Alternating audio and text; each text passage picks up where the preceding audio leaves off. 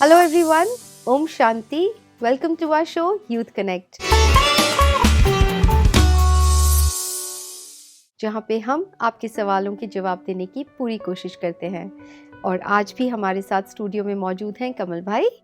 Welcome Kamal भाई. Thank you so much. ओम शांति. ओम शांति. कमल भाई, आज का जो सवाल है वो एक MBA स्टूडेंट है जिन्होंने हमसे किया है कि मुझे बहुत सारे, जैसे MBA स्टूडेंट्स का रहता है, उनको काफ़ी सारे प्रेजेंटेशंस देने होते हैं, लेकिन उनको कहीं ना कहीं, मतलब शी इज़ क्वाइट इंटेलिजेंट, अच्छा कर रही हैं, बट उनको कहीं ना कहीं फियर रहता है जब पब्लिक के सामने आता है, स्पीक करना होता है, तो उनको थोड़ा सा अंदर में कहीं ना कहीं back of the mind fear है कि लोग मेरे बारे में क्या कहेंगे. बिकॉज लोग कहते भी हैं एक्चुअली, बहुत जजमेंट पास करेंगे, अच्छा इसने ये ऐसे नहीं बोला, वैसे नहीं, तो उनको ना ये बहुत डर सा लगा रहता है कि मैं सही बोल रही हूँ या नहीं, तो उससे कॉन्फिडेंस भी लो हो जाता है. तो ये डर में रहती हैं कि लोग क्या कहेंगे.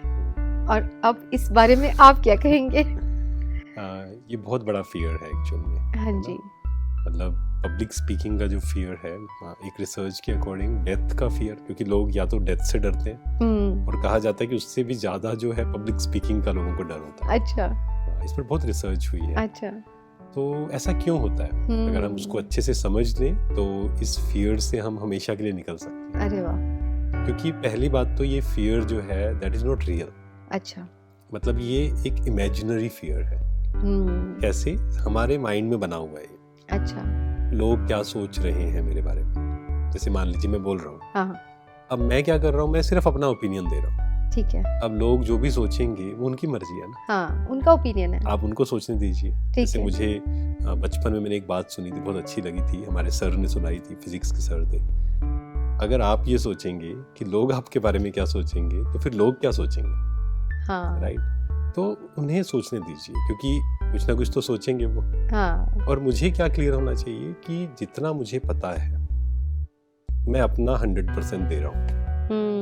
That's it. और उसके अलावा लोग क्या सोचेंगे, अगर हम इसके बारे में बार बार सोचेंगे, कहा भी जाता है सबसे बड़ा रोग क्या कहेंगे लोग. हाँ, क्योंकि फियर है ये, फियर ऑफ क्रिटिसिज्म या फियर ऑफ फेलियर भी हम कह सकते हैं इसको. हाँ. कि मैंने अच्छा नहीं किया, लोग जजमेंट्स पास कर रहे हैं. हाँ. नहीं किया, मान लीजिए आपने अच्छा, आपने जितना कर सकते थे उतना किया ना. एटलीस्ट मैंने ट्राई किया. और कोई भी चीज, जैसे प्रेजेंटेशन की बात है या पब्लिक स्पीकिंग की बात है, तो ये समय के साथ ही आती है, प्रैक्टिस के साथ.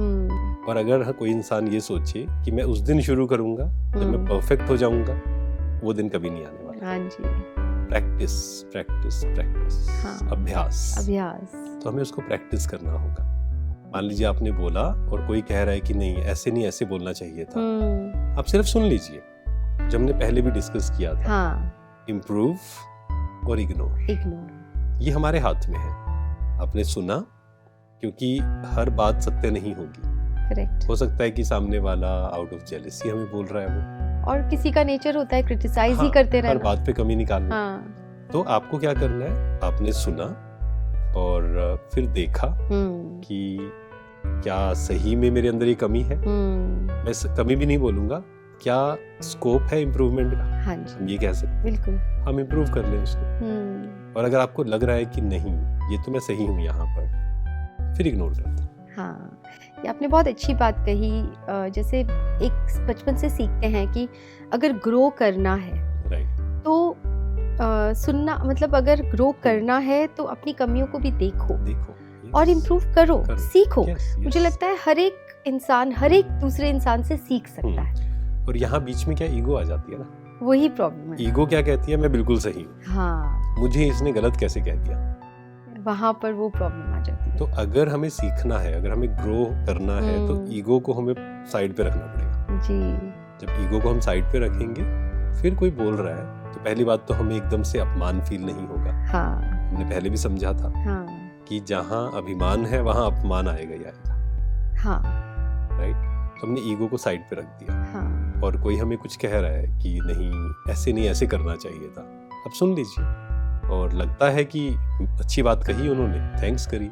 दिल से थैंक्स करिए उनका और उसमें इम्प्रूव करिए, सिंपल। ऐसे आप ग्रो करेंगे। जैसे अभिमान की आपने बात की ना, तो अभिमान मतलब मुझे अभिमान चाहिए, ये मैंने सुना है ना। तो ये एक ईगो अपना इसको साइड में रखना पड़ेगा। और अगर इम्प्रूव कर सकते हैं तो कर लीजिए, और आपको लगता है कि नहीं सामने वाला ऐसे ही बोल रहा है, और हर किसी के अपने ओपिनियन है तो लेट देम से। जैसे मुझे याद है कि एक स्टोरी मैंने पढ़ी थी बहुत पहले, आपने वो जरूर सुनी होगी, कि एक बार एक फादर एंड सन, वो दोनों जा रहे थे एक गधे को लेकर। तो पहले वो दोनों गधे पे बैठे थे, तो लोग कहने लगे कि ये देखो कैसे हाँ, है, ये सुनिए कि दोनों गधे पर बैठे हैं। तो क्या हुआ, फादर नीचे उतर गए, पिता नीचे उतर गए, तो लोग कहने लगे कि कैसा पिता है, कैसा पिता है, और कैसा बच्चा है, कैसा बच्चा है कि अपने पिता को चलवा रहा है और खुद बैठा है आराम से। तो उन्होंने चेंज किया, फिर वो उसके पिता के बारे में ऐसा बोलने लगे, फिर दोनों उतर गए। फिर उन्होंने कहा देखो ये कैसे है, गधा अकेले जा रहा है और ये पैदल जा रहे हैं। तो उन्होंने फिर डिसाइड किया कि नहीं, अब ये लोगों का नहीं सुनना है। मतलब आप कुछ भी कर लो, आप कुछ भी कर लो, लोगों ने तो बात करनी। तो उसमें अगेन इसमें कई बार क्या होता है, जैसे एक कोई थे तो उनके अंदर ना बहुत एक नेगेटिव संस्कार था। तो जब उनसे बात हुई तो उन्होंने कहा मैं तो इग्नोर कर देता हूँ सबको। अच्छा। तो वहाँ पे इग्नोर नहीं करना है, वहाँ पे सीखना है कि नहीं मेरे अंदर कमी है, लेकिन इम्प्रूव नहीं करने का स्कोप है या हमारी गलती नहीं है, वहाँ इग्नोर करना है। तो बहुत अच्छा आपने हमें आंसर दिया है। आई होप अब आपको समझ आ गई हो जिन्होंने क्वेश्चन पूछा है। कमल भाई ने इतने अच्छे से एक्सप्लेन किया कि किस तरीके से आप ये कर सकते हैं, किस तरीके से हम इग्नोर कर सकते हैं ऐसी चीज़ों को, और फियर को हटा सकते हैं। बिना मतलब का जो डर बैठा है उसको हटा दीजिए, कॉन्फिडेंस से वहाँ जाइए और बोलिए। और मुझे जितना आता है उतना मैं दे रही हूँ, उतना मैं दे रही हूँ। I am giving my 100%। उसके बाद don't pause. And I am not perfect, ये अंदर से आ जाए ना कि मैं सीख रही हूँ, आई एम लर्निंग। ये जीवन भर याद रहेगा ना कि आई एम लर्निंग, ऐसा नहीं कि मैं परफेक्ट हूँ। तो फिर हमें डर नहीं लगेगा और हम इम्प्रूव करते जाएंगे day by day. Thank you so much Kamal भाई। आपके ऐसे ही और भी सवाल हो तो आप हमें स्क्रीन पे दिए गए व्हाट्सएप नंबर पर व्हाट्सएप कर सकते हैं, या तो फिर ईमेल भी कर सकते हैं।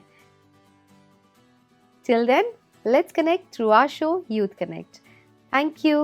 Om Shanti.